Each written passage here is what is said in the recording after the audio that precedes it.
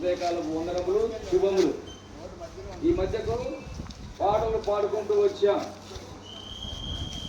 లేరన్నా లేరన్నా యేసుకు సాటి వేరే లేరన్నా, చరిత్రలోనికి వచ్చాడన్నా. శ్రీమతి వాళ్ళ ఎందుకు విధంగా చెప్తారంటే, ఆయనలాగా ప్రేమించిన వారు లేరు, ఆయనలాగా మన కొరకు ప్రాణం పెట్టిన వారు లేరు. అందుకనే ఆయన చరిత్ర సృష్టించారు. ఈ లోకంలో ఈ దినము చూసినట్టయితే క్రీస్తు శకము 2026వ సంవత్సరము మే నెల 10వ తారీఖు. ఇది క్రీస్తు శకము అని రాయబడింది. ఎందుకంటే దేవాది దేవుడే ఈ సమస్తాన్ని, భూమి ఆకాశాన్ని, నిన్ను నన్ను సృష్టించిన సమస్తమైనటువంటి అన్నింటిని సృష్టించిన దేవుడే ఈ లోకానికి శరీరధారి ఆ కన్య గర్భములో ఈ లోకానికి వచ్చి సమస్త మానవ యొక్క బాహుపర్యావతం మరణించి సమాజంలో 2 విభాగాలుగా చేశారు. అది మరణించి తిరిగి లేచిన వారు ఈ లోకంలో ఎవరు లేరు. అందుకని ఆయన ఆ విధంగా మన కొరకు, మన పాపముల కొరకు మరణించి సమాజం చేయబడి తిరిగి లేవడం వలన ఈ చరిత్రే. అందుకనే చరిత్రలోకి వచ్చాడన్న ఆయన పాడవాళ్ళకి వచ్చాం. కాబట్టి ప్రేమిటి వాళ్ళరా, మరి ఈ లోకంలో మనం ఎన్ని రోజులు జీవించినా ఒక దినాన ఈ లోకాన్ని విడిచి వెళ్ళాలి. పుట్టిన వాడు గిటగా మానడు.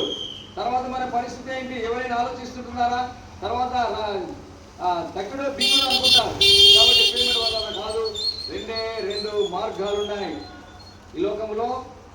మరి జీవించినటువంటి మనము ఏదో రకంగా జీవిస్తాం, కానీ లోకాన్ని విడిచిన తర్వాత 2 ఒకటి పరలోకము, 2వది నరకము. అంటే స్వర్గము, నరకము, అగ్నిగుండము, పాతాళం. కాబట్టి ఆ నరకాన్ని తప్పించుకోవడానికి వేరే మార్గం లేదు. కాబట్టి యేసు క్రీస్తు మార్గం. ఆయన అన్నాడు, నేనే మార్గం, నేనే సత్యం, నేనే జీవం, నా ద్వారా తప్ప ఎవరు పరలోకం చేరలేడు అని. ఎందుకంటే ఆయనే మన కొరకు నిచ్చెనగా మారాడు. మన కొరకు ఆయన నల్లగొట్టబడ్డాడు. మన పాపంలోకి రావాల్సిన శిక్ష, యాక్చువల్గా ఎవరి శిక్ష వాళ్ళే భరించాలి. అయితే మనకు రావాల్సిన శిక్ష యేసుక్రీస్తు వారు భరించాడు. మన శాపం అంతా కల్వరి శిలువలో ఆయన మోసాడు. ఇప్పుడు క్రీస్తు యేసున్న వారికి ఏ శిక్ష విధి లేదు అని రాయబడింది. కాబట్టి ఆయన నిజమైన దేవుడని, ఆయన మన కొరకు ప్రాణం పెట్టి తిరిగి లేచిన దేవుడని, ఆయన సజీవుడని మనం ఒప్పుకుంటే మన శిక్ష కొట్టువేయబడుతుంది, మన పాపములన్నీ తుడిచివేయబడతాయి. అందుకొరకే యేసు ప్రభువు వచ్చిందే మన పాపం క్షమించడానికి లోకానికి వచ్చాడు. పాపం క్షమించడానికి ఆయనకు అధికారం, ఎవరికి అధికారం లేదు. ఎందుకంటే మన కొరకు ప్రాణం పెట్టాడు, చనిపోయి తిరిగి లేచాడు.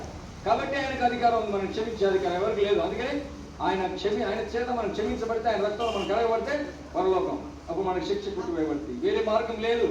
ఎన్నో ప్రయత్నాలు చేస్తున్నారు. నువ్వు క్షారముతో కడిగినను, విస్తారమైన సబ్బు రాసుకుని నీ దోషము మరొకవలన కనబడుతున్నది అని దేవుని వాక్యాలు చదువుతుంది. ఎన్నో ప్రయత్నాలు చేస్తున్నాడు మానవుడు, ఎన్నో ప్రయత్నాలు చేస్తున్నాడు. ఏ ప్రయత్నం కూడా సొంత ప్రయత్నాలన్నీ వ్యర్థము.